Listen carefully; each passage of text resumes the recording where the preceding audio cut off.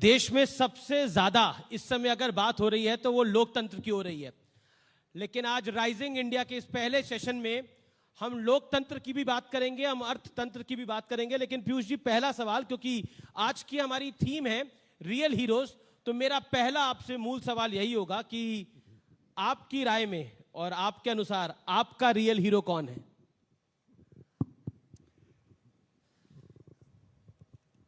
बहुत बहुत धन्यवाद और आपके इस कार्यक्रम के लिए आप सबको बहुत बहुत शुभकामनाएं। मैं समझता हूं कि वर्षों वर्षों से इस देश में हीरो वर्शिप कुछ ज़्यादा ही हो गई है और कोई भी व्यक्ति अगर एक ही व्यक्ति अथवा उसकी विचारधारा को ही हीरो माने तो शायद जस्टिस नहीं होगी। आपने भी क्या कार्यक्रम रखा है, रिकग्नाइजिंग रियल हीरोज। तो जिंदगी में कई रोल मॉडल्स, कई हीरोज हम सबकी जिंदगी में आते हैं। आज मुझे सौभाग्य मिला है माननीय प्रधानमंत्री नरेंद्र मोदी जी के साथ काम करने का। वास्तव में हर दिन कुछ नया सीखने को मिलता है, एक नया पहलू उनके व्यक्तित्व का, उनके संवेदनशील चरित्र का, उनके देश के प्रति जो प्रतिबद्धता है कि इस देश को आगे लेके जाना है, वो बहुत प्रेरणा देती है। It's a remarkable experience, both learning and inspirational in terms of looking up to him as a hero. And when one says that, there will be many people, many individuals who cross your path through your life. तो कोई ऐसा individual जिसने आपके life के path को cross किया हो और आपको लगा हो कि यस, ये है एक व्यक्ति जिससे कुछ सीखा जा सकता है? अगर मैं बचपन से शुरू करूं तो सबसे ज्यादा शायद मेरा संपर्क और सानिध्य आया माननीय अटल बिहारी वाजपेयी जी से।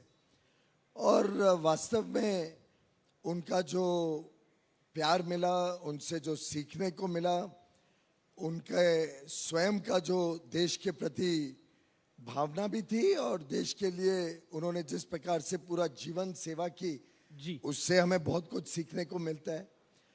इसी प्रकार से अगर और गहराई में जाऊं तो राष्ट्रीय स्वयंसेवक संघ के भी हमारे कई नेताओं ने मेरे को जीवन में प्रभावित किया, उनकी सरलता से, उनके देश प्रेम से, उनकी भारत के प्रति जिस प्रकार का निष्ठा रही है। तो हीरोज तो जिंदगी में आज के दिन माननीय अमित शाह गृह मंत्री जी के साथ जब जब चर्चा या बैठने का मौका मिलता है, कुछ ना कुछ नया सीखने को मिलता है, एक नई सोच आती है, एक नया कॉन्फिडेंस आता है। तो अलग अलग पहलू में मैं समझता हूँ लोगों ने अपने जीवन में प्रभाव किया है हमारे जीवन में। पर अनडाउटेडली अगर कोई एक हीरो को रिकग्नाइज करना हो तो जिस प्रकार से माननीय प्रधानमंत्री नरेंद्र मोदी जी ने इस देश को आगे बढ़ाया है, जिस प्रकार से देश का आत्मविश्वास बहुत सुदृढ़ किया है, he clearly stands out as hero number one. Hero number one. तो चलिए, अब क्योंकि आजादी का ये अमृत काल चल रहा है और इस अमृत काल में लेकिन विपक्ष कह रहा है लोकतंत्र का बुरा हाल हो चुका है। क्या कहना चाहते हैं? व्हाट यू हैव टू से? मैं समझता हूं भ्रष्टाचारियों का बुरा हाल हो चुका है। चिंता तो उनको ये हो गई है कि भ्रष्टाचार के ऊपर पहली बार इस देश के जनमानस में भी घृणा है और फाइनली कुछ ना कुछ कार्रवाई हो रही है, उसका आनंद भी है। आज हम जिधर जाते हैं, खासतौर पे युवा युवतियों से जब संपर्क करते हैं, कोई कॉलेज यूनिवर्सिटी के कैंपस में जाते हैं, तो लोगों को आज जो सबसे ज्यादा संतुष्टि है कि हम वर्षों वर्षों से एक धारणा बन गई थी कि देश तो ऐसे ही चलता है और राजनीतिक लोग, सरकारी लोग भ्रष्टाचार करे तो वो इट वाज अ गिवन के तो होना ही है, इसमें हमारे पास कोई पर्याय नहीं है। क्योंकि कई सरकारें आई और गई, लिप सर्विस के अलावा ठोस कदम पर राहुल, किसी ने नहीं लिया। आप ही ने सबसे पहले सदन में डिमांड करी कि राहुल गांधी को माफी मांगनी चाहिए, लेकिन अब तो वो सदन के सदस्य ही नहीं रहे। उसमें ना आप, आपके श्रोता या हम, कोई भी इसमें कुछ नहीं कर सकते। लेकिन राहुल जी तो कहते हैं हर चीज के लिए नरेंद्र मोदी जिम्मेदार है। हाँ, देश में गरीबों के जीवन में सुधार लाने के लिए नरेंद्र मोदी जी जरूर जिम्मेदार हैं। देश में एक्सपोर्ट को अपनी चरम सीमा पे लेके जाने के लिए, इकोनॉमी को इतनी मजबूत करने के लिए जरूर नरेंद्र मोदी जी जिम्मेदार हैं। देश में जो भ्रष्टाचारी लोगों ने कांड किए इतने सारे, उन सब पे प्रहार करना और एक पारदर्शी तरीके से देश की सरकारें चले, देश की व्यवस्थाएं चले, उसको लागू करने में जरूर वो जिम्मेदार है। लेकिन अगर वो एक पूरे समाज, और उन्होंने, राहुल गांधी जी ने पूरे समाज को, ओबीसी समाज, पिछड़ा समाज को एक प्रकार से ठेस पहुंचाई, उनकी मानहानि करी, उनके ऊपर अनाप शनाप आरोप लगाए, ऐसे व्यतीत करने की कोशिश की कि देश का पूरा पिछड़ा समाज राहुल गांधी जी के हिसाब से, हर एक व्यक्ति जिसका सरनेम एक पर्टिकुलर सरनेम है, जो ओबीसी समाज से आते हैं, वो सब गलत काम करते हैं। अब ऐसे केस में कोर्ट में 4 साल कानूनी कार्रवाई चली, कोर्ट ने बार बार मौके दिए। अब तो कांग्रेस के कांग्रेस के एक नेता ने बताया कि एयरपोर्ट पे भी और कोर्ट में भी 23 तारीख को जब फैसला सुनाया गया, तब भी सबने सलाह दी कि माफी मांग लीजिए, गलती हो जाती है, हर एक से गलती होती है। मैंने, आपने कितनी बार माफी मांगी होगी कुछ गलती हो गई तो? हमारी तो शिष्टाचार ये है कि कभी गलती से किसको हाथ भी लग जाए तो हम माफी मांगते हैं, कभी कोई अशब्द निकल जाए तो माफी मांग लेते हैं। यहाँ तो आप पूरे पिछड़े समाज के ऊपर ऐसी टिप्पणी कर दो और फिर भी सीना जोरी दिखाओ कि नहीं मैं माफी नहीं मांगूंगा।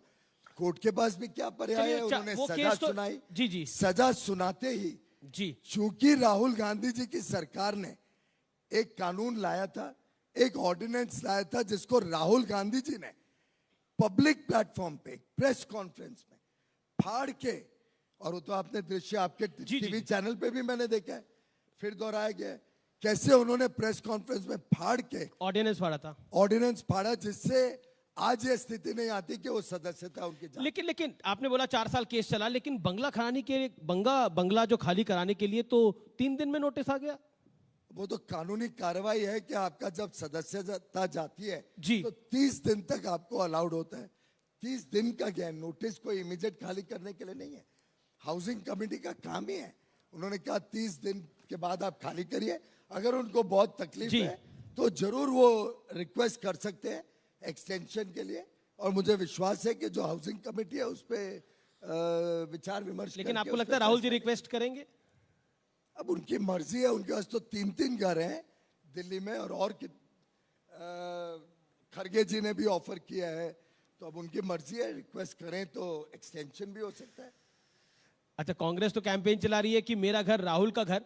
आप राज्यसभा में भी लीडर हैं हाउस के। एक सवाल कि संसद म्यूट है, ये जो बार बार आरोप लगा जाता है कि माइक बंद कर दिए जाते हैं, क्योंकि हम लोकतंत्र सेशन का नाम है। व्हाट यू हैव टू से ऑन दैट? आज आपके पास मौका है उसके ऊपर अपनी बात रखने का।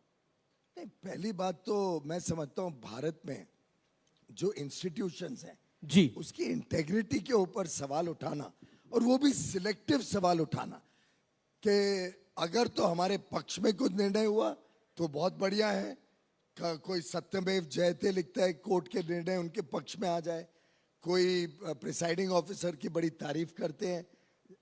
अगर कोई भी विषय उनके अनुकूल ना हो तो उनके खिलाफ बहुत ही अशब्द इस्तेमाल करना, कई तो उनके ट्वीट्स और कई उनके वक्तव्य पढ़ के एक प्रकार से दुख होता है कि the so called grand old party कहां जाके ये लोग उसको लेके, क्या आप हमारे व्यूअर्स को कितने नीचे स्तर पे कांग्रेस गिर सकती है आजकल वो उसका परिचय दे रहे हैं।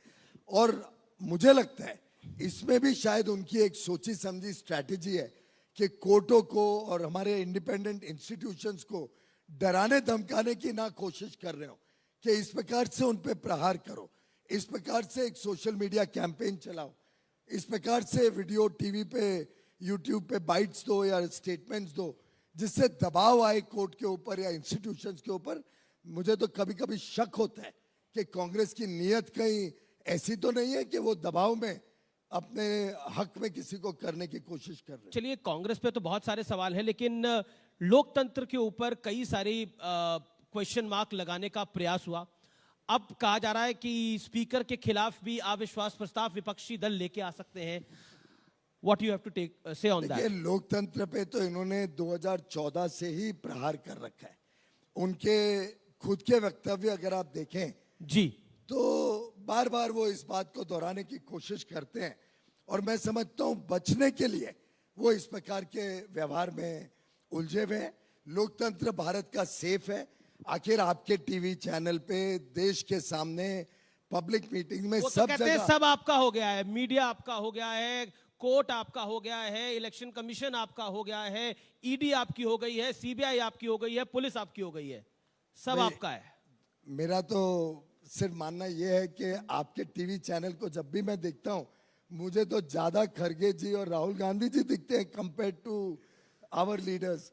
तो मैं तो उल्टा आरोप लगाने वाला था आज ये मंच पे आपके ऊपर कि मुझे लगता है आपके ऊपर भी बहुत दबाव आ रहा है मानसिक कि भाई आप हमको बैलेंस करके दिखाओ, नहीं तो हम जी। आपके ऊपर भी शुरू कर देंगे हम आरोप, हम तो या जनता आपके कंपनी के ऊपर भी आरोप हम शुरू तो कर हम देंगे। तो जनता का बैलेंस करते हैं, लेकिन आपने नहीं, कंपनी की जनता ने तो अपना निर्णय बार बार सुना दिया। जी। आखिर तीनों नॉर्थ ईस्ट स्टेट्स में आप सोचिए भाजपा की नॉर्थ ईस्ट स्टेट्स में पूर्वांचल में पूर्वोत्तर पूर्वोत्तर। स्टेट्स में कहा भारतीय जनता पार्टी बड़े रूप में प्रभावित थी, लेकिन आज तीनों राज्यों में जहां सरकारें बनी तीनों में भाजपा का रोल है। एक में तो हम डायरेक्टली एब्सोल्यूट मेजॉरिटी में है, दो में समर्थन में है और तीनों सरकारें रिपीट हुई हैं, यानी एक स्पष्ट नजर आता है। जी। और वो तीनों जो राज्य हैं कोई ऐसा जरूरी नहीं है कि बहुमूल्य एक समाज के हैं, हर समाज के लोग वहां पे हैं,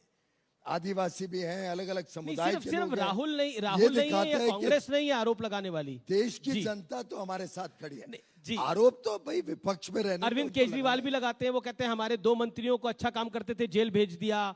ममता बनर्जी अपने तरीके से कहती हैं, उद्धव ठाकरे अपने तरीके से कहते हैं। व्हाट यू हैव टू से ऑन दैट? मैंने शुरू में ही कहा कि एक भ्रष्टाचारियों की एक पूरी कोएलिशन ऑफ द करप्ट खड़ा हो रहा है। कई लोग डर रहे हैं कि उनके कारनामे सामने आ रहे हैं, कई सारे कानूनी मामले चल रहे हैं। अब आप सबको पता नहीं खबर है कि नहीं, आज के दिन लगभग 7 केसेस में 7 श्री राहुल गांधी जी बेल पर हैं। तो अब जो कोर्ट जिन्होंने उनको बेल दिया तो क्या वो भी हमारे कब्जे में थे? क्या वो जो कोर्ट जिनको उन्होंने धन्यवाद दिया बेल देने के लिए, वो भी तो कोर्ट ने ही बेल दिया ना।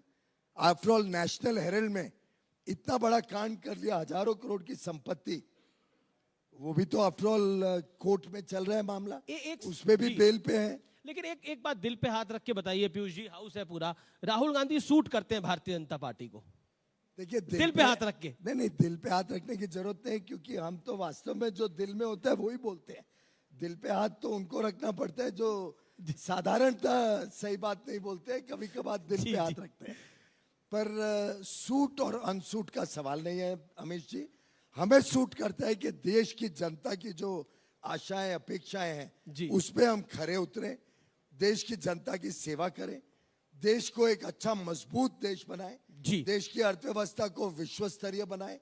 और आज आप देखिए भारत के पासपोर्ट की वैल्यू क्या है।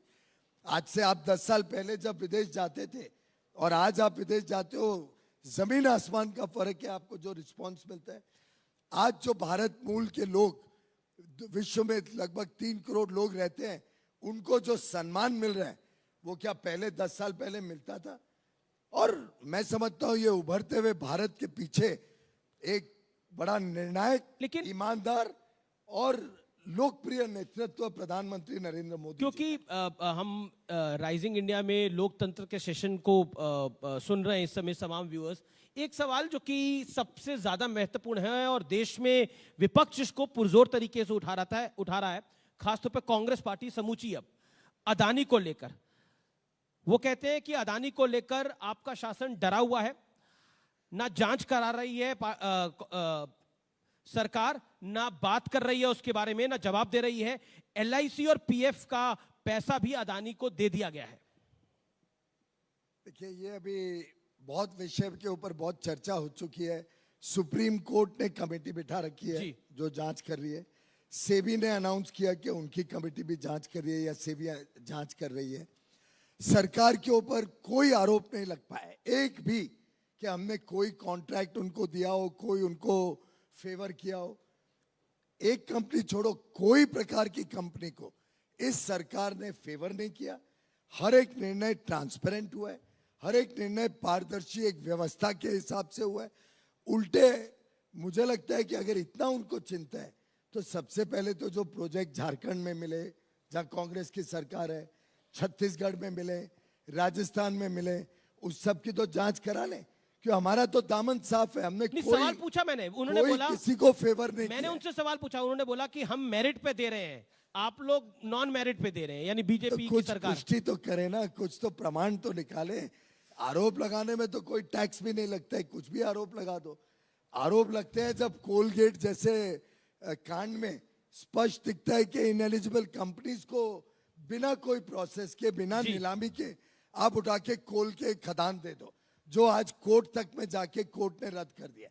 अगर ऐसा कुछ है तो कोर्ट में केस फाइल करें, फाइल तो करें, आपकी अदालत में ही बता दें, आपके चैनल पे ही बता दे भाई ये प्रमाण है कि ये निर्णय गलत हुआ।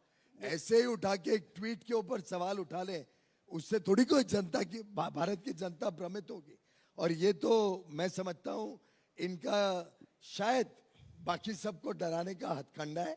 आप कृपया डरने की जरूरत नहीं है। नहीं, हम नहीं डरते सर, ना आपसे ना उनसे, हम देश की जनता की तरफ समर्पित हैं और हर हाल में न्यूज़ 18 नेटवर्क देश की जनता के मुद्दों को उठाता रहेगा। अब अर्थनीति की बात करनी बहुत जरूरी है, इकोनॉमी की बात करनी बहुत जरूरी है। पूरी दुनिया कह रही है कि भारत नेक्स्ट इन्वेस्टमेंट डेस्टिनेशन है, लेकिन पूरी दुनिया की इकोनॉमी में एक डाउन ट्रेंड देखने को मिल रहा है, एक फियर साइकोसिस देखने को मिल रहा है। क्या आपको लगता है भारत पे भी इसका इंपैक्ट पड़ेगा? हालांकि आपकी मिनिस्ट्री के नंबर्स काफी बेहतर है, काफी शानदार है। भारत को आज पूरा विश्व एक ब्राइट स्पॉट के रूप में देख रहा है। उल्टे कई विश्व के नेता, खासतौर पे जो वाणिज्य और उद्योग और निवेश से जुड़े हुए हैं, वो पिछले महीने फरवरी और मार्च में बहुत बड़ी संख्या में भारत आए हैं। मुझे जहां तक ध्यान है, मैं अकेले शायद 15-16 मंत्रियों को, विश्व के मंत्रियों को और 2 प्रधानमंत्रियों को मिला हूं हाल में ही। सबकी आशाएं टिकी हुई है भारत के ऊपर। सबको दिख रहा है कि भारत ने किस अच्छी तरीके से, कितने अच्छे तरीके से ये पूरा जो कोविड काल है जी, इसमें भारत की अर्थव्यवस्था को संभाला। हमारे मैक्रो इकोनॉमिक फंडामेंटल्स, जो आधारभूत अर्थव्यवस्था के जो आंकड़े हैं, वो एकदम मजबूत है। एक्सपोर्ट को ले लीजिए, निर्यात, आज से 2 वर्ष पहले 2020-21 में $500 बिलियन का निर्यात था, यानी 37-38 लाख करोड़। पिछले वर्ष वो 500 बिलियन से बढ़ के 676 बिलियन हो गया और 50 लाख करोड़ का आंकड़ा पार कर गया। इस वर्ष जब पूरी दुनिया में कमजोरी है, रिसेशन है, डिप्रेशन है, ब्याज के दर ज्यादा है, महंगाई के दर ज्यादा है, IMF, वर्ल्ड बैंक, WTO सब संस्थाएं कह रही हैं कि ग्लोबल ट्रेड या तो फ्लैट रहेगा या कॉन्ट्रैक्ट करेगा, कम होगा। ऐसे में भी आप सबको जान के आनंद होगा कि ऑलरेडी अभी 3 दिन बाकी है, आज 29 तारीख है, आज कल और परसों के आंकड़े नहीं है। 2 दिन पहले भारत ने, और आप सबके लिए बड़ी गर्व की बात है, आप सबके प्रयासों से, आप सबके आशीर्वाद से, 2 दिन पहले भारत ने आजादी के 75वें वर्ष में हमारे अमृत महोत्सव में $750 बिलियन का निर्यात क्रॉस कर लिया, यानी 60 लाख करोड़, 60 लाख करोड़ का एक्सपोर्ट। पिछले वर्ष से भी लगभग 12-13% बढ़ा है भारत का निर्यात, जो शायद ही किसी और देश में, ऑयल का कोई निर्यात करता हो अलग बात है, पेट्रोलियम ऑयल को छोड़ दें, शायद ही कोई और देश इतने अच्छी पोजीशन में। जी जी, आखिरी सवाल और संक्षेप में इसका जवाब चाहूंगा। श्रीलंका के हालात हम देख चुके हैं, पाकिस्तान के हालात हम देख चुके हैं, क्या आपको लगता है भारतीयों को डरने की आवश्यकता है? क्योंकि हमने यूके में भी महंगाई के हालात देखे हैं। What is your view on this? मैं आपके दर्शकों को आश्वस्त कराना चाहता हूं जी, प्रधानमंत्री नरेंद्र मोदी जी के नेतृत्व में ये देश सुरक्षित है जी, देश की अर्थव्यवस्था सुरक्षित है, मजबूती से आगे बढ़ेगी। अभी हम 5वीं विश्व की सबसे बड़ी अर्थव्यवस्था बन चुके हैं। 10वीं से 5वीं 1 दशक लगा, 5वीं से तीसरी अगले 4-5 साल में हो जाएंगे। जी। और जो आज 3.2 3.3 ट्रिलियन डॉलर की भारत की अर्थव्यवस्था है। अगले 25 वर्ष में जब हम 100 वर्ष भारत की आजादी के मनाएंगे 2047 में, हम कम से कम 30 ट्रिलियन और संभवतः 35 से 40 ट्रिलियन डॉलर की अर्थव्यवस्था बनेंगे। विश्व में एक ऐसी मजबूत अर्थव्यवस्था जहां पे हर एक व्यक्ति को इसका लाभ मिलेगा। एक समृद्ध देश, एक विकसित देश भारत बनेगा। जिस प्रकार से महंगाई को कंट्रोल किया गया है, जिस प्रकार से भारत में अभी भी महंगाई 6% के आसपास है। कांग्रेस में तो आप कोई पता नहीं, पीछे शो में एक कांग्रेस के वित्त मंत्री, एक दूसरे वित्त मंत्री जो अब गुजर चुके हैं, उनको ब्लेम कर रहे थे कि डबल डिजिट इन्फ्लेशन उनके कारण हुआ। ये क्या सवाल है? हम एक गवर्नमेंट एक होती है और उस एक गवर्नमेंट के नाते मैं आप सबको कहता हूं, भारत सेफ है, भारत सुरक्षित है, भारत सुरक्षित हाथों में है और कोई आउटसाइड हैंड को आप इस अच्छी सुरक्षित स्थिति में आने की कोशिश नहीं करनी चाहिए और कोई आउटसाइड हैंड को जनता आने भी नहीं देगी। एक आखिरी सवाल महाराष्ट्र को लेकर मैं आपसे पूछना चाहता हूं। महाराष्ट्र में आप लोग कर क्या रहे हैं? आप राज ठाकरे के साथ भी दिख जाते हैं, देवेंद्र फडणवीस आपके अच्छे मित्र भी हैं, वहां के डिप्टी सीएम भी हैं, वो भी उद्धव ठाकरे के साथ दिख जाते हैं। चल क्या रहा है महाराष्ट्र? दोनों में से बेहतर नेता कौन है? महाराष्ट्र में एक बहुत अच्छी सरकार मुख्यमंत्री एकनाथ शिंदे और उप मुख्यमंत्री देवेंद्र फडणवीस जी के नेतृत्व में चल रही है।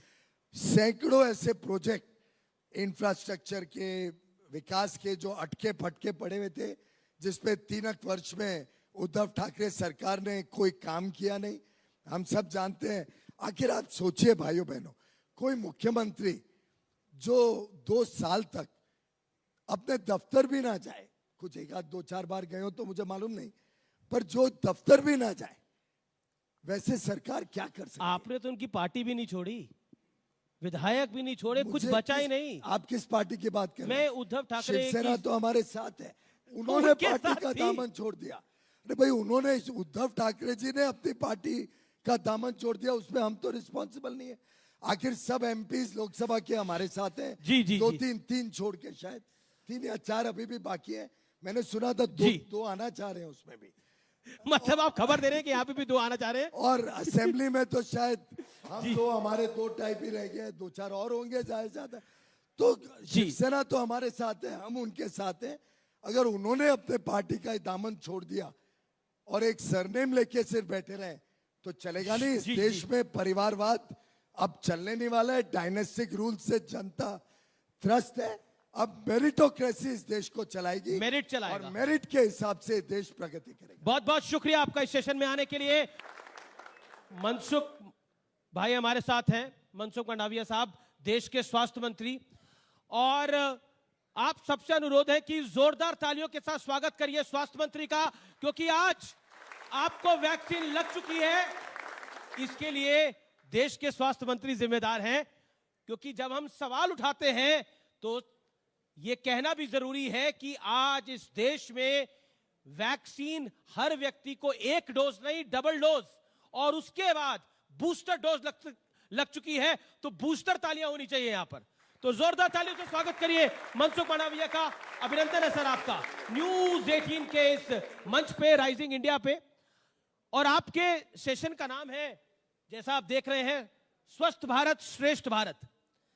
तो मैं इस सेशन की अब जब शुरुआत करूं तो सबसे पहला तो सवाल बनता है कि देश का स्वास्थ्य तो कोविड के बाद पटरी पे आ गया, लेकिन लोकतंत्र का स्वास्थ्य, जैसा कांग्रेस बार बार सवाल खड़ा करती है, विपक्ष सवाल बार बार खड़ा करता है, वो पटरी पर है कि नहीं है?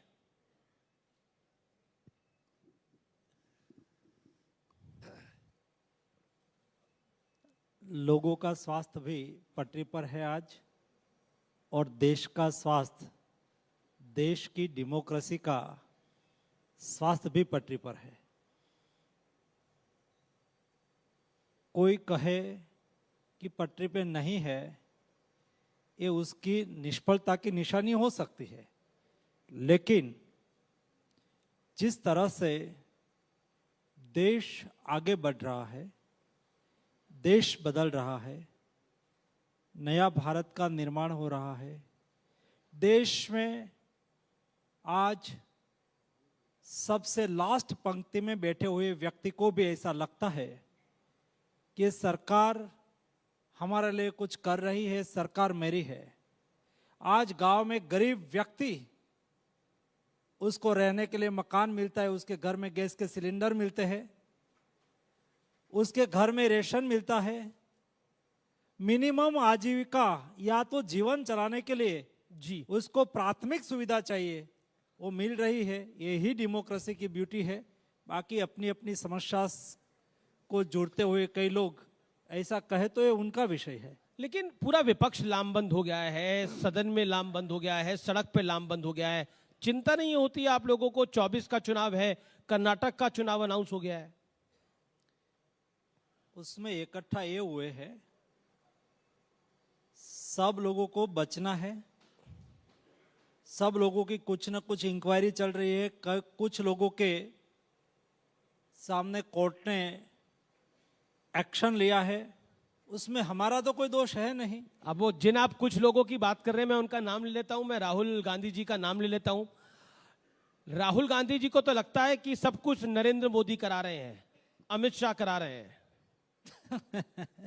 आप और मैं, हम सब लोगों को हमारी देश की जुडिशरी पर विश्वास और श्रद्धा होनी चाहिए कि नहीं चाहिए। दूसरा, सबसे पहले तो हमारा दायित्व बनता है, जनप्रतिनिधि का दायित्व बनता है कि हम पहले जुडिशरी को माने, तब जाके देश की जनता का विश्वास दृढ़ होगा। उसमें सरकार का क्या राय है? सरकार का क्या दोष है? नहीं, सरकार ने क्या कुछ किया है? नहीं, आपकी बोला बात... कुछ उन्होंने, उसके सामने कोर्ट में कोई वाई व्यक्ति गया, जजमेंट जुडिशरी ने दिया, सजा जुडिशरी ने सुनवाई। उसमें सरकार का क्या दोष है? अपनी निष्फलता और अपनी गलतियों का दोष सरकार को दे तो हम क्या करें? आप खुद गुजरात से आते हैं, ये गुजरात का मामला है जहां पर जिस कोर्ट ने फैसला दिया है, लेकिन कोर्ट पर भी सवाल खड़े करे हैं कांग्रेस पार्टी ने और कहा है कि ये सब कुछ प्लान्ड वे में किया है भारतीय जनता पार्टी ने। डरती है मोदी की सरकार राहुल गांधी से। कैसे हो सकता भाई? कोर्ट किसी का प्लान मानती क्या?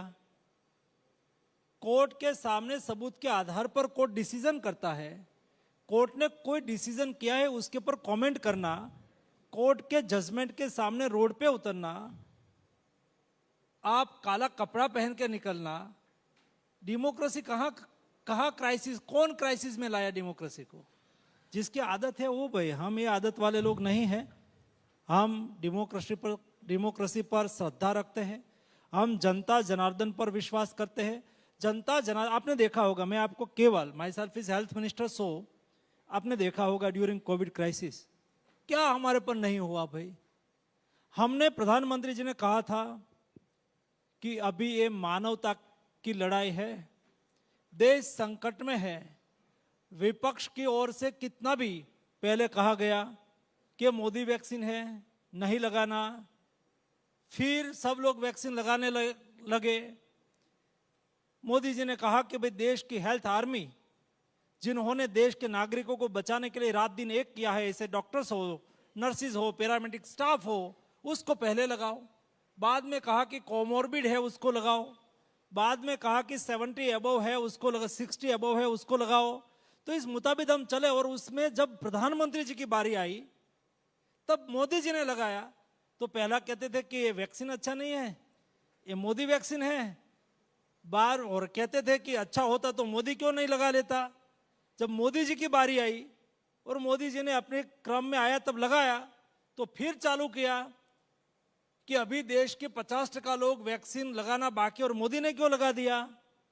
उसका तो कोई जवाब नहीं हो सकता। एक सवाल, क्योंकि वैक्सीन की बात हो रही है और वैक्सीन को लेकर बड़ी सारी राजनीति हुई, लेकिन आज इस मंच से मैं आपसे पूछना चाहता हूं ये वैक्सीन की कहानी क्या है? क्योंकि मुझे याद है, आप सबको भी याद होगा और जो स्क्रीन के उस पार देख रहे हैं, सेकेंड वेव आपको याद होगी और सेकेंड वेव में कई लोगों की जान जा रही थी। सरकार पे बहुत दबाव था, सरकार पे बहुत दबाव था और नरेंद्र मोदी देश के प्रधानमंत्री पर इससे बड़ा दबाव कुछ नहीं हो सकता कि उनके नागरिकों की जान जा रही है, समस्या विकट है और बाहर की वैक्सीन कंपनियां किस तरह से दबाव बना रही थी और किस तरह से उनके लिए लॉबिंग हो रही थी। अगर आज उस कहानी के बारे में आप कुछ कहना चाहें, ये मंच है आपके पास। ये मंच से जितना कह पाऊंगा इतना कहूंगा। कई चीज नहीं कह पाऊंगा, लेकिन देश समझ जाएगा, देश बहुत समझदार है। हमारा प्राउड का विषय यह है कि देश कोविड के सामने जूझ रहा था। साइंटिस्ट कम्युनिटी ने डिक्लेयर कर दिया था कि वैक्सीन ही कोविड के का सामना करने का बेस्ट सॉल्यूशन है। ऐसी स्थिति में देश की स्थिति और इतिहास तो यही रहा था कि वैक्सीन दुनिया में रिसर्च होती है, दुनिया की कंपनी रिसर्च करती है और उसके बाद 7 साल मिनिमम और मैक्सिमम 15 साल में वैक्सीन इंडिया में आता था। कोविड का वैक्सीन ऐसी ही तरह से इंडिया में आया होता तो हमारी क्या स्थिति होती? या तो उस वक्त मार्केट में वैक्सीन उपलब्ध था, $20 का, $25 का, $28 का वैक्सीन था, हम कितना खरीदते? और उस वक्त मोदी जी ने देश के साइंटिस्ट पर भरोसा किया और साइंटिस्ट कम्युनिटी के साथ मीटिंग की और उस वक्त मोदी जी ने कहा था कि दोस्तों क्या हम वैक्सीन नहीं बना सकते? तब हमारे वैज्ञानिकों ने कहा था कि सर हम बना सकते हैं, लेकिन उसके लिए हमारी जो सिस्टम है उसको दुरुस्त करना पड़ेगा। आज हम रिसर्च कर ले तो 4.5 साल के बाद उसको अप्रूवल मिले, ऐसा प्रोटोकॉल है वैक्सीन का। मोदी जी ने उस वक्त कहा था कि दुनिया में प्रोटोकॉल क्या है उसको देखो और क्वालिटी में कोई बार्गेनिंग ना हो, उसके लिए हम कुछ कर सकते हैं तो करो। दूसरा, साइंटिस्ट को कहा था कि आप रिसर्च करो, आर्थिक संसाधन की जो भी कमी हो हम पूरी करेंगे। तीसरा कहा था निष्फलता की चिंता मत करो, निष्फलता मेरी, सफलता मेरे देश के साइंटिस्ट की, आप आगे बढ़ो। बहुत बड़ी बात है। और हमारे साइंटिस्ट लोगों ने रिसर्च करना चालू किया। मुझे बताते हुए खुशी इस बात की है कि दुनिया में वैक्सीन का फर्स्ट डोज 20 दिसंबर 2020 को लगा था और इंडिया ने 16 जनवरी 2021 यानी कि 28 दिन के बाद दुनिया में वैक्सीन का पहला डोज लगा। उससे 28 दिन के बाद हिंदुस्तान ने इंडियन रिसर्च, इंडिजीनियस मैन्युफैक्चरिंग किया हुआ वैक्सीन का पहला डोज हमने लगा दिया था। दोस्तों, ये हमारी वैक्सीन मैन्युफैक्चरिंग की सक्सेस स्टोरी है। अभी पार्ट 2, जी अभी पार्ट 2 आपने कहा सभी को बिजनेस करना होता है भाई, और स्वाभाविक तौर पर कोशिश करें कि इंडिया में बेचे, और हमारे पर दबाव भी था, लेकिन हमारी मॉनिटरिंग सिस्टम, आकलन, क्योंकि हम कुछ गलत हो जाए तो एक सामने देश की जनता का भविष्य, देश की जनता का हेल्थ का विषय था, देश की जनता को बचाने का विषय था। आपने ये भी देखा होगा उस वक्त मैन्युफैक्चरिंग कंपनी रिसर्च हो गया, मोदी जी स्वयं, देश में लॉकडाउन था, मोदी जी स्वयं देश की 4 कंपनी की विजिट करके आए और मैं लगातार उसका फॉलोअप करता रहा। और उस वक्त मीडिया में कई मित्र मुझे मिलते थे, यहां भी उसमें से कई मित्र बैठे हैं, मैं उसको इनफॉर्मल बताता था, एक कंपनी इतना मैन्युफैक्चरिंग ए महीने में करेगी, इतना मैन्युफैक्चरिंग ए महीने में करेगी, इतना मैन्युफैक्चरिंग ए महीने में करेगी।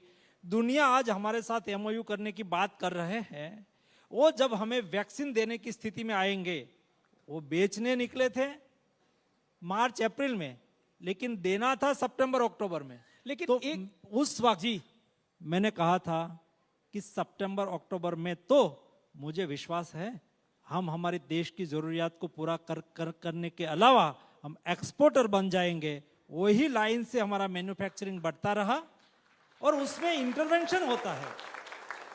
देश लॉकडाउन में था, लेकिन हम उस वक्त, मोदी जी हमें रात दिन सोने नहीं देते। अच्छा, एक बारी ये बताइए, इस मंच से थोड़ा ऑन रिकॉर्ड बता दीजिए, अब आप जब विदेश में जाते हैं तो सब क्या कहते हैं? पहले तो कहते होंगे बताओ वैक्सीन कैसे बनाओगे, दिखाओ जरा बना के। अब तो बना भी दी, लगा भी दी, बाकियों को भेज भी दी। अब क्या कहते हैं? पहले, अब उनका मूड कैसा है? पहले ऐसा कहते थे कि इंडिया में कितना केस आएगा उसके आधार पर दुनिया का फिगर बनेगा। पहले दुनिया के मन में, मैं वर्चुअली सभी के साथ जुड़ता था, तो ऐसा था कि वैक्सीन लगा ही नहीं पाएंगे और इंडिया में बहुत कोविड की दृष्टि से स्थिति बिगड़ जाएगी। लेकिन मैं 2 वर्ल्ड इकोनॉमिक फोरम में, एक कोविड के दरमियान गया था, तो उस वक्त वर्ल्ड इकोनॉमिक फोरम एक ऐसा ऐसा चौराया है, वहां दुनिया की सभी मल्टीनेशनल कंपनी भी आती है, पॉलिटिकल लीडर भी आते हैं, देश के दुनिया के इंटेलेक्चुअल लोग भी आते हैं और सारी दुनिया के मीडिया भी वहां होते हैं। ये चौतरा है, वहां जो डिस्कस होता है वो वर्ल्ड वाइड उसकी इफेक्ट होती है। तो पहले सितंबर 2022 में मैं गया था, उस वक्त बात होती थी इंडिया ठीक कर रहा है, इंडिया लड़ लेगा।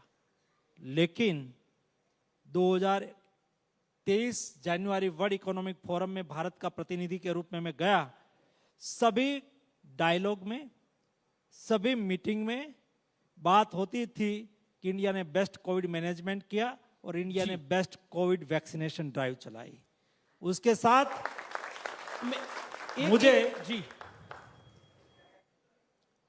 कई मल्टीनेशनल कंपनी के सीईओ मिले, बिल गेट्स मिला, और जब मैं उसको मिलने के लिए खड़ा हुआ, हैंडशेक किया, तो उसका पहला वर्ड ये था, दुनिया के बड़े आदमी है और हेल्थ के साथ जुड़ा हुआ व्यक्ति है।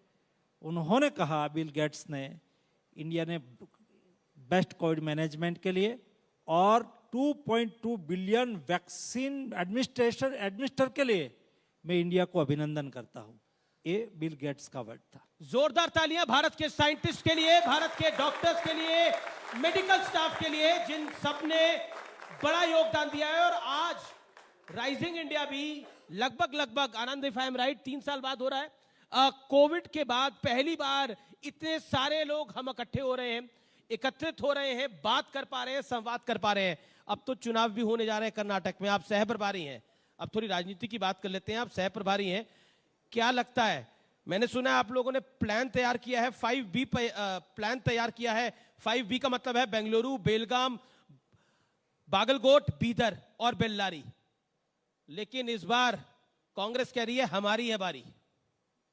वो तो हर बार कहते हैं हमारी है बारी, वो 56 की बारी थी, दिव्य है जी।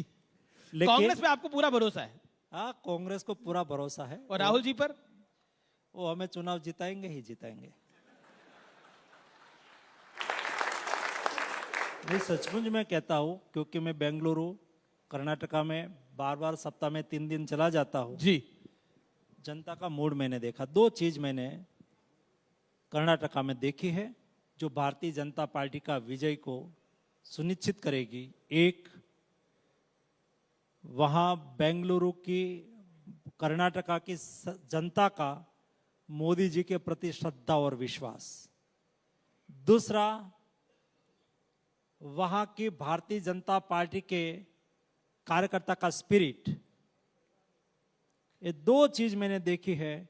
जनता का विश्वास है, हमारा कार्यकर्ता उसको वोट में कन्वर्ट करेंगे और भारतीय जनता पार्टी कर्नाटका में डबल इंजन की सरकार बनाएगी। लेकिन बीजेपी के एक विधायक पर करप्शन का आरोप लगा है और आप करप्शन के खिलाफ हैं, क्या आपको लगता है वो भारी पड़ेगा? और कांग्रेस कहती है कि आपकी जो सरकार है वो 40% कमीशन वाली है कर्नाटक के अंदर। ये बड़े गंभीर आरोप हैं आपके शासन पे, और आपका विधायक रंगे हाथों पैसों के साथ पकड़ा गया। जो भाई, हम हमेशा करप्शन के खिलाफ थे, है और रहेंगे। करप्शन को समर्थन करना एक कभी, और उसका बचाव करना, ये मोदी जी की रीति नीति नहीं रही है। लेकिन जिन्होंने जो ही चश्मे से देश को और दुनिया को और अपने स्वयं को देखा है, वो यही दृष्टि से देखते रहेंगे। हमें कोई फर्क नहीं पड़ता। हमारा कमिटमेंट और डेडिकेशन जनता के प्रति है, जनता के प्रति हम जवाबदेह है। जनता का विश्वास से, जनता के साथ विश्वास संपादन करके हम आगे बढ़ रहे हैं। लेकिन ईडी के दुरुपयोग की जो बात हो रही है, एजेंसीज के दुरुपयोग की जो बात हो रही है, उसको लेकर आपका क्या कहना है? क्योंकि लगातार विपक्ष आप पे चिपका रहा है पूरी तरह से कि आप एजेंसीज का दुरुपयोग करते हैं, जो आपके साथ नहीं आता उस पर कार्रवाई हो जाती है, और बीजेपी के पास वॉशिंग मशीन है या फिर कोई डिटर्जेंट है तो बता दीजिए आज। आप देखो जी, कोई व्यक्ति के सामने कोई एलिगेशन होता है या कोई व्यक्ति पर चार्ज लगता है और उसके पर आप स्वच्छ हो, आपने कुछ नहीं किया है, तो सभी लोगों को इतना इकट्ठा होने की क्या आवश्यकता है भाई? हल्ला होई करने की क्या आवश्यकता है? कहना चाहिए, जांच कर लो मोदी जी के सामने क्या किया था उन्होंने। मोदी देश के गृह मंत्री को जेल, राज्य के गृह मंत्री उस वक्त अमित भाई हुआ करते थे, जेल में पूर दिया, बंद कर दिया था। क्या दोष था? स्वस्थ होके आ गए, कॉन्फिडेंस है, उसका विश्वास था। आपने देखा होगा उस वक्त कोई हल्ला होल नहीं किया था। स्वयं मोदी जी राज्य के मुख्यमंत्री थे और मुख्यमंत्री को ये सब एजेंसियों ने सामने बिठा के 3-3 दिन तक पूछताछ की थी। हमने कोई जगह पे हल्ला हुई नहीं किया था। हमें भरोसा था कि हम सही है, एजेंसी का दायित्व है वो हमें पूछे, हम सही होंगे तो सही पाया जाएगा और हम गलत होंगे तो हमें भुगतना है। हम सही थे तो एजेंसियों ने अपना दायित्व निभाया और हम स्वच्छ थे तो स्वच्छ होके बाहर आए। उसमें क्या डरने की आवश्यकता है भाई? क्यों हल्ला होई करने की आवश्यकता है? मैं तो ऐसा कहता हूं कि उस लोगों को सामने से कहना चाहिए, कोई दिक्कत नहीं, आइए, जो भी एजेंसी को जो भी हमारी जांच करनी है वो करे। भागते क्यों है? क्यों हल्ला होई करते हैं? क्यों इकट्ठा होते हैं? फिटनेस बहुत आवश्यक है, हर नागरिक को स्वस्थ रहना चाहिए जी, और प्रिवेंटिव केयर यही प्रायोरिटी होनी चाहिए।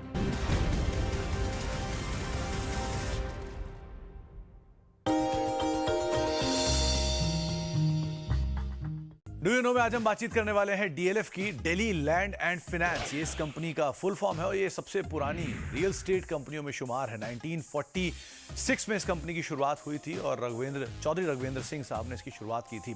कुछ इंटरेस्टिंग फैक्ट ये भी है कि दिल्ली में जो बहुत ही प्रोमिनेंट एरियाज हैं जैसे कि ग्रेटर कैलाश, हौस खास, साउथ टेक्स, शिवाजी पार्क, ये कुछ ऐसे एरियाज हैं जिनको डीएलएफ ने ही डेवलप किया था।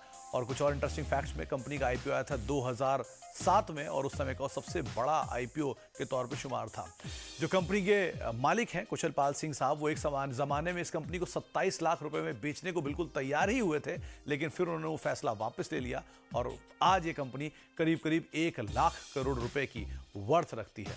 जनरल इलेक्ट्रिक पहली सबसे बड़ी ग्लोबल कंपनी थी जो कि इस कंपनी के lease office space DLF city में आने वाली थी और उसके बाद धीरे धीरे कई नाम जैसे British Airways, American express, Nestle, IBM, ये कुछ ऐसे नाम थे जो कि बाद में आते हुए दिखाई पड़े। तो ये कुछ इंटरेस्टिंग फैक्ट डीएलएफ से रिलेटेड। आगे भी कुछ और फैक्ट लेकर आते हैं।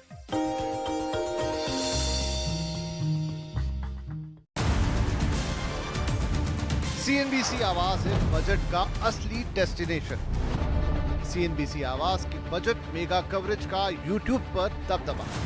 बजट के दिन यूट्यूब पर मिले अपने कॉम्पिटिटर्स से 169% ज्यादा व्यूज। बजट के दौरान मिले आपके बेशुमार प्यार और विश्वास के लिए बहुत बहुत शुक्रिया। देखते रहिए सीएनबीसी आवाज, आपके मुनाफे की बात।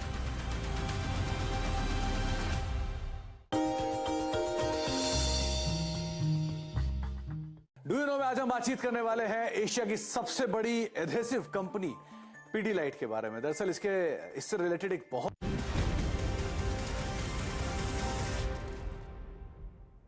एक और स्वास्थ्य मंत्री हैं जो काफी महीनों से ईडी के आरोप में, करप्शन के आरोप में जेल में बंद हैं। उनके स्वास्थ्य की कभी आप चिंता करते हैं? मुझे कहेंगे तो मेरी तो सारा देश के नागरिकों की हेल्थ की चिंता करने की जिम्मेवारी है जी। तो कोई बीमार होंगे और मेरे पास सूचना आएंगी तो हम उसको भी इलाज कराएंगे, उसमें कोई पॉलिटिक्स लेकिन नहीं हो सकता। उनकी बीमारी दूसरी है, उनकी परेशानी दूसरी है। वो कहते हैं कि उनको पकड़ के रखा हुआ है। वहां पे तो इलाज की खबर नहीं आई थी, वहां तो मसाज की खबर आई थी। ये उनका विषय है, मेरा दायित्व है वो बीमार है तो उसको स्वस्थ करूं। जी, अब मैं आपको वीडियो प्ले करता हूं। दुखद वीडियो है, हार्ट अटैक से कैसे अचानक लोगों की डेथ हो जाती है, उस वीडियो को हम प्ले करते हैं। सामने आएगा ये video Mansukh ji. Let's play that video.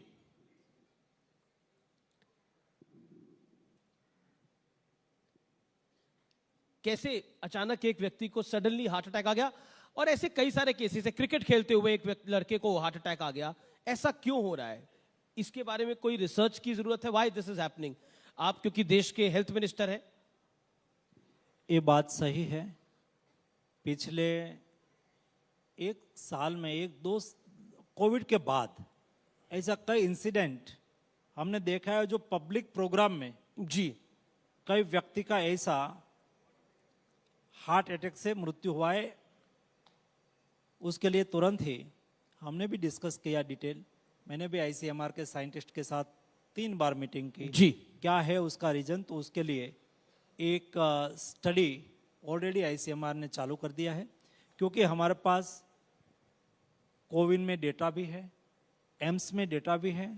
जो लोग को अटैक आया है, इस वो वैक्सीनेटेड थे, कोविड हुआ था, वैक्सीनेटेड थे, या तो कोई कोमोर्बिड थे, कब हुआ था, जी।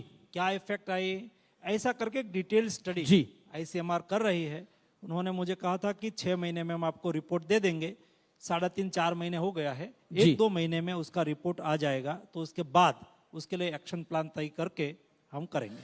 क्योंकि आप खुद सबसे छोटी उम्र के विधायक बने, एक सवाल मैं आपसे पूछना चाहता हूं और ये लास्ट सवाल है, आप अपनी फिटनेस के लिए क्या करते हैं? फिटनेस बहुत आवश्यक है, हर नागरिक को स्वस्थ रहना चाहिए जी। और प्रिवेंटिव केयर यही प्रायोरिटी होनी चाहिए। आज मुझे 2 दिन पहले इंदौर के एमपी मिले थे, तो उन्होंने कहा कि मैंने मेरी सिटी में लोगों को स्क्रीनिंग किया, जी। तो उसमें 48% लोग एक या एक से अधिक बीमारी से ग्रस्त थे। वो तो उचित नहीं। मैं पहले से हेल्थ को ठीक रखने का आग्रही व्यक्ति हूँ, प्रिवेंटिव केयर का आग्रही व्यक्ति हूँ, करते क्या हैं आप? और इसलिए मैं हमेशा साइकिलिंग करता हूँ साइकिलिंग करते हैं। और साइकिलिंग को प्रमोट करता हूँ। उससे 3 फायदा है और सभी को करना चाहिए। वो अपने घर पे भी कर सकते हैं, रोड पे भी कर सकते हैं। उससे 3 फायदा है। एक तो पोल्यूशन का सॉल्यूशन भी उसमें है। साइकिल एक बेस्ट एक्सरसाइज है जी। साइकिलिंग करने से आपकी सारी एक्सरसाइज हो जाती है। और तीसरा, आपको व्हीकल से मुक्ति मिलेगी। पोल्यूशन का सॉल्यूशन इसलिए कि हम 4 व्हील में जाते हैं, बिना कारण से फ्यूल जलाते हैं, हमारा उड़ियामन भी जाता है, पैसा भी जाता है और हमारी हेल्थ भी बिगड़ती है। देखिए, आपका शासन बहुत मजबूत सरकार है, एक ऐलान करा दीजिए, कल से सब लोग साइकिल पे जाएंगे। देखिए, कोई सबको साइकिल पे जाना पड़ेगा। आपका बहुत बहुत शुक्रिया सर, हमारे साथ जुड़ने के लिए।